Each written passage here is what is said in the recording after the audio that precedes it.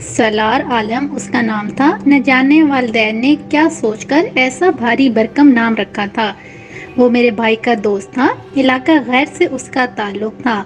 وہ وہاں سے تعلیم حاصل کرنے مردان آیا تھا۔ بھائی کے ساتھ وہ FSC کر رہا تھا۔ اس میں ایسی صفات تھی کہ بھائی نے اسے بھائی اور میری ماں نے بیٹا بنا لیا۔ یوں وہ ہمارے گھر میں بھی آنے لگا۔ ہم سب اسے سالار کہہ کر بلاتے تھے، پورا نام نہیں لیتے تھے۔ آدھا نام پکارنے کے باوجود وہ ہم سے خفا نہیں ہوتا تھا۔ سالار کا تعلق ایک خوشحال خاندان سے تھا۔ اس کے دادا کا اپنا گاؤں تھا جو کوہاٹ سے آگے پہاڑ کے درے کی طرف واقع تھا۔ اس گاؤں میں ہی ان کا سارا قبیلہ آباد تھا۔ جن دنوں وہ میرے بھائی کے ساتھ پڑھتا تھا، ہمارے گھر ہر ویکنڈ پر آیا کرتا تھا۔ سچ بات یہ ہے کہ وہ اپنے حسن اور وجاہت کے سبب مجھے اچھا لگتا۔ میرا جی چاہتا کہ وہ روز ہمارے گھر آئے۔ جب وہ آتا تو اسے دیکھ کر میں بہت خوش ہوتی، بات بات پر کھلکھلاتی۔ میری امی نے ایک روز میری خوشی کو بھانپ لیا اور کہا، بیٹی تم ذرا اپنے آپے میں رہو اور سالار کے آنے پر اس قدر دانت نکالنے کی ضرورت نہیں، کیونکہ وہ ایک ایسے خاندان سے تعلق رکھتا ہے جہاں آپس کی دشمنیاں اور خون خرابے ہوتے ہیں۔ ان لوگوں کے کندھوں پر ہر وقت بندوق رہتی ہے۔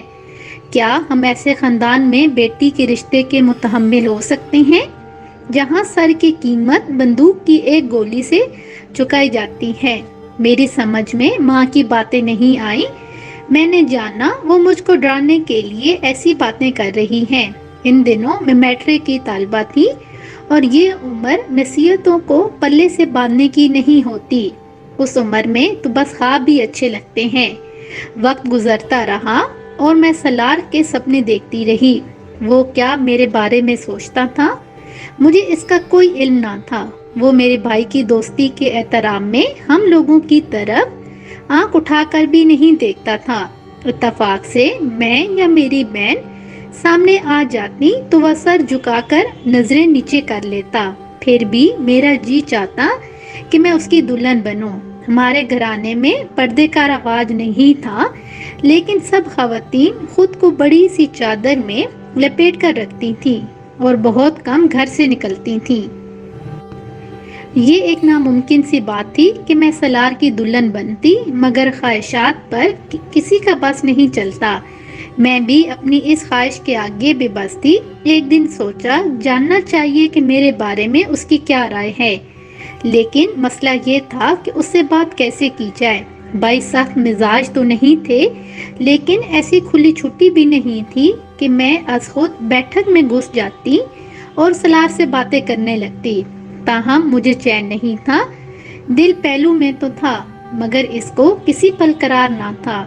ایک دن سب گھر والے کسی تقریب میں گئے ہوئے تھے۔ میں دادی کے ساتھ گھر پہ تھی۔ سردیوں کے دن تھے۔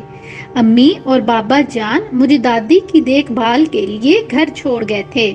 دوپہر کے وقت بیل بجی، میں دروازے پر گئی۔ سامنے سالار کھڑا تھا۔ اس نے بھائی کا پوچھا۔ بے اختیار میرے منہ سے نکلا، جی ہیں، اور دروازہ کھول دیا۔ وہ تیزی سے بیٹھک میں چلا گیا اور بھائی کے آنے کا انتظار کرنے لگا۔ میں کچن میں گئی، جلتی جلتی چائے بنائی اور ٹرے اٹھا کر بیٹھک میں آ گئی۔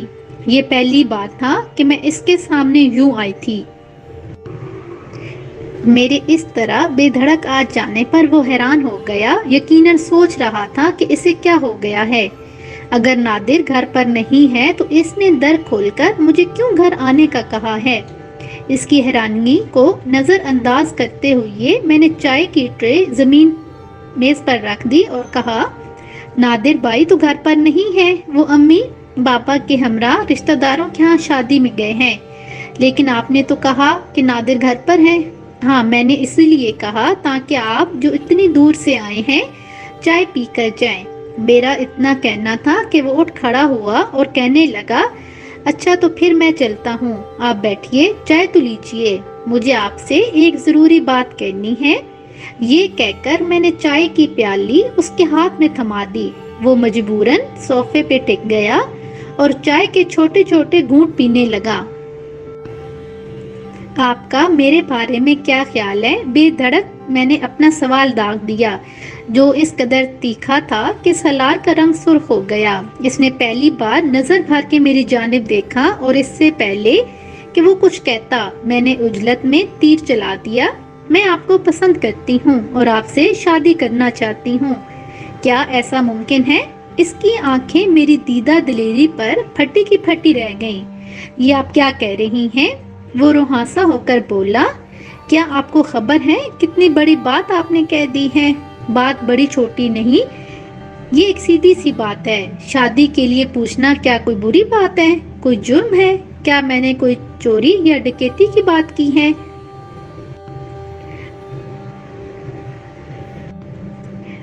وہ میرے تابڑ توڑ جملوں سے گھبرا گیا۔ ابھی تک وہ ماتھے سے پسینہ پونچھ رہا تھا، پھر اس نے کامل سنجیدگی سے جواب دیا، دیکھو بہار بی بی، بات یہ ہے کہ تم میری دوست کی بہن ہو، میرے لیے قابل احترام ہو۔ تمہارے علاوہ کوئی اور لڑکی اگر مجھ سے اس قسم کی باتیں کرتی تو میں اسے سیدھے منہ جواب ہی نہ دیتا، لیکن میں تمہارا دل نہیں توڑنا چاہتا۔ اب سنو کہ میری مجبوری کیا ہے۔ میری مجبوری یہ ہے کہ میرا تعلق ایک ایسے قبیلے سے ہے جہاں دشمنیاں نسل در نسل چلتی ہیں۔ ہم ہر وقت بندوق کی نالی کے سامنے رہتے ہیں۔ ایسے میں تم کو مجھ سے شادی کر کے سوائے پریشانی کے کیا ملے گا؟ مجھے اس کی یہ تعویل ازرلنگ محسوس ہوئی۔ آپ سیدھی بات کیوں نہیں کرتے؟ مجھے سیدھی بات کہنی اور سننی پسند ہے۔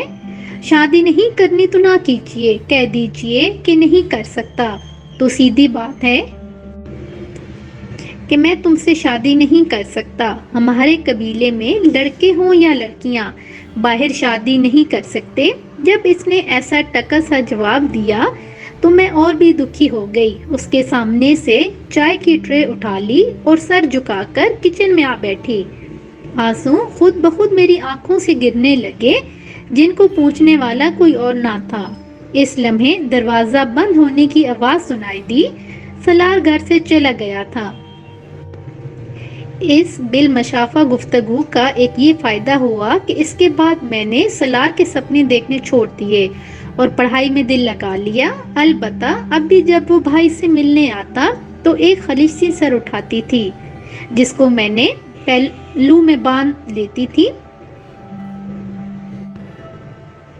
اور دعا کرتی کہ خدا کرے وہ ہمارے گھر نہ آیا کرے، کیونکہ میں بار بار اس کو بلانے کی کوشش کرتی تھی اور وہ کوشش رائگاں چلی جاتی تھی۔ میری دعا رنگ لے آئی اور اس نے ہمارے گھر آنا چھوڑ دیا۔ میں حیران تھی کہ آخر ایسا ہوا تو کیوں، جبکہ وہ اور بھائی ایک دوسرے کے بغیر رہتے نہ تھے۔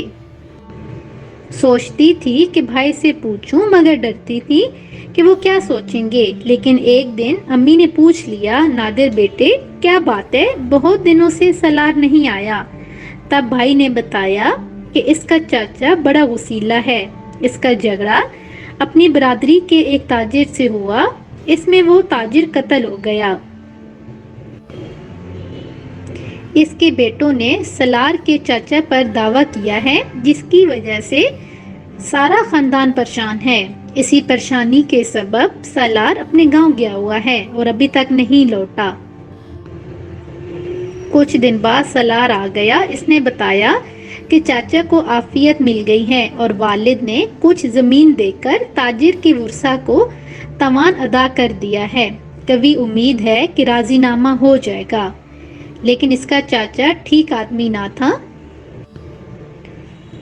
گاؤں کے سبھی لوگ اس سے ناخوش تھے، جبکہ مقتول تاجر بھی کوئی غیر نہ تھا۔ وہ سالار کے چاچا اور والد کا چاچا زاد تھا، جس کی زمین وہ ہڑپ کر جانا چاہتا تھا۔ بہرحال راضی نامہ تو نہ ہوا، مگر کسی طرح اس کے چاچا کی جان بخشی ہو گئی۔ یہ دشمنی ابھی چل رہی تھی کہ سالار کی فیملی ایک اور دشمنی کی لپیٹ میں آ گئی۔ اس کے تایا کا بیٹا رحمت اپنے دادا کے بھانجے شفقت خان کے ساتھ پانی کے مسئلے پر جھگڑا پڑا۔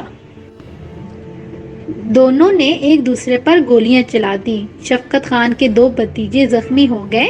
ان کے پاؤں میں گولیاں لگیں جو بعد میں ٹھیک ہو گئے، لیکن ایک معمولی لنگڑا ہو گیا۔ اس پر اس تھانے میں رپورٹ درج کرا دی کہ شفقت خان نے ہماری دکانوں کو نقصان پہنچایا ہے، حالانکہ اس نے خود ہی اپنے گودام میں آگ لگائی تھی۔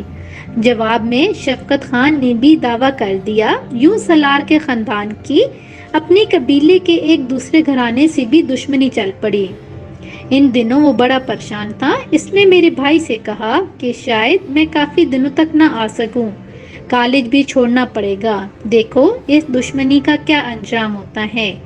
نادر بھائی نے اسے تسلی دی کہ کیوں مایوس ہوتے ہو؟ وہ بولا، نادر، تعلیم کی خاطر میں بچپن سے جھگڑے پسند نہیں کرتا۔ اس جھگڑے اور لڑائی میں میرے تایا اور بابا جان بھی موجود نہیں تھے۔ اس کے باوجود شفقت خان نے ہم پر دعویٰ کر دیا ہے۔ ستم تو یہ ہے کہ ہمارے جتنے رشتہ دار گاؤں میں ہیں وہ سب ان کی طرف ہیں اور ہمارے دشمن بن گئے ہیں۔ گاؤں کے بیچوں بیچ ہمارا گھر ہے، اب ہمیں اپنے گاؤں بھی چھوڑنا پڑے گا۔ کچھ دنوں بعد سالار کا خط آ گیا، لکھا تھا، ہم دوسرے گاؤں چلے گئے ہیں۔ اس گاؤں کے آس پاس میرے 4 ماموں اور 4 خالائیں رہتی ہیں۔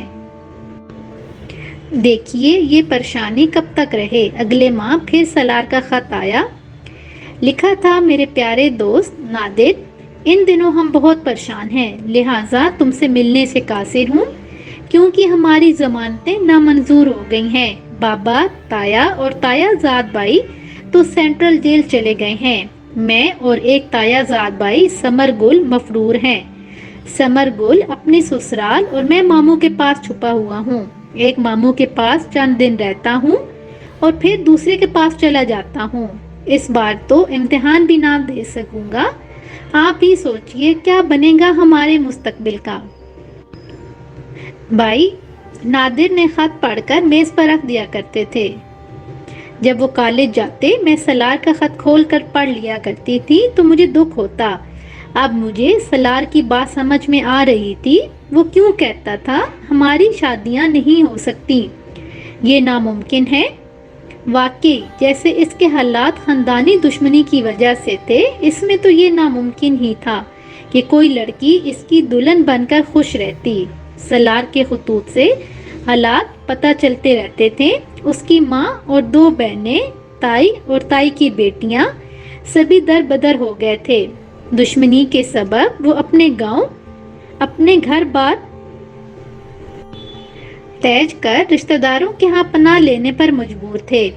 اس کے 2 چھوٹے بھائی بھی کسی خالہ کے پاس اور کبھی کسی ماموں کے پاس ہوتے تھے۔ دونوں چھوٹے بھائیوں نے بھی تعلیم چھوڑ دی تھی۔ یوں ہی 2 سال گزر گئے۔ اس کے ماموں اور خالائیں ان سے تنگ آ چکے تھے۔ اب وہ سالار اور اس کے بھائیوں کو پناہ دینے پر تیار نہ تھے۔ اس وجہ سے سالار کا دل پریشان رہنے لگا تھا۔ اس نے یہ خط تفصیل سے لکھا تھا اور جوابی خط کے لیے پتہ بھی لکھ دیا تھا۔ نادر بھائی نے سالار کو خط لکھا کہ تم میرے پاس آ جاؤ، اللہ مالک ہے، دیکھا جائے گا۔ اگر تمہاری وجہ سے کوئی میرا دشمن بنتا ہے تو بن جائے۔ مگر سالار نہ آیا۔ اس کا خیال تھا کہ شہر میں جاننے والوں میں سے اگر کسی نے پولیس کو اشارہ بھی کر دیا تو وہ پکڑا جائے گا۔ 1 ماہ بعد اس نے خط لکھا کہ ابھی تک وہ اپنے دوست صابر کے پاس ہے اور اسے اس بات کا کلک ہے کہ اس کی ماں 2 بار اپنے بھائی کے گھر ملنے کو آئی، مگر ماموں نے اسے بتایا کہ سالار ادھر سے چلا گیا ہے۔ تبھی بیٹی کی جدائی کے صدمے سے وہ ذہنی توازن کھو بیٹھی ہے۔ وہ گھر سے نکل جاتی ہیں، لوگوں کو پتھر مارتی ہیں اور لوگوں کے پتھر کھاتی ہیں۔ وہ شاید یہ سمجھتی ہیں کہ میں اس دنیا میں نہیں رہا ہوں۔ میرے جیسی قیامت کسی نوجوان یا لڑکے کو دیکھتی ہے تو اس کے پیچھے بھاگتی ہے، حتیٰ کہ اس کے گھر میں داخل ہو جاتی ہے۔ چھوٹے بھائی نے ماں کو مینٹل ہاسپٹل میں داخل کرا دیا ہے۔ ادھر ماموں کی بیوی کرنٹ لگنے سے فوت ہو گئی ہیں۔ ماموں کا گھر بھی ویران ہو گیا ہے اور ان کے 6 بچے ماں سے محروم ہو گئے ہیں۔ یہ خط پڑھ کر میں حیرت میں ڈوب گئی کہ یا اللہ، یہ کیسی پریشانیاں ہیں جو اس بیچارے کو گھیرے ہوئے ہیں۔ خدا کی قدرت۔ اس کے بعد والا خط خوشی سے بھرا ہوا تھا۔ لکھا تھا: مبارک ہو میرے دوست کہ والد صاحب تایا اور تایا زاد بھائی رہا ہو گئے ہیں اور میرے چھوٹے بھائی نے کرائے کا مکان ڈھونڈ لیا ہے۔ امی کی طبیعت بھی کافی سنبھل گئی ہے۔ اب میں پنڈی جا رہا ہوں، وہاں جا کر نیا پتہ لکھوں گا۔ 15 روز بعد سالار کا خط پنڈی سے آ گیا کہ ہم سب گھر والے پنڈی آ گئے ہیں۔ یہاں میں کسی کو اپنا اصل نام نہیں بتاتا۔ ایک فیکٹری میں کام شروع کر دیا ہے۔ چھوٹا بھائی بھی ملازمت کر رہا ہے۔ والد صاحب کریانہ کی دکان ڈال رہے ہیں۔ اگرچہ اپنا گاؤں چھوڑنے کا رنج ہے، لیکن حالات درست ہو جائیں گے تو وہاں چلے جائیں گے، کیونکہ اب ہمارے اچھے دن آنے والے ہیں۔ اچھے دنوں نے مگر وفا نہ کی۔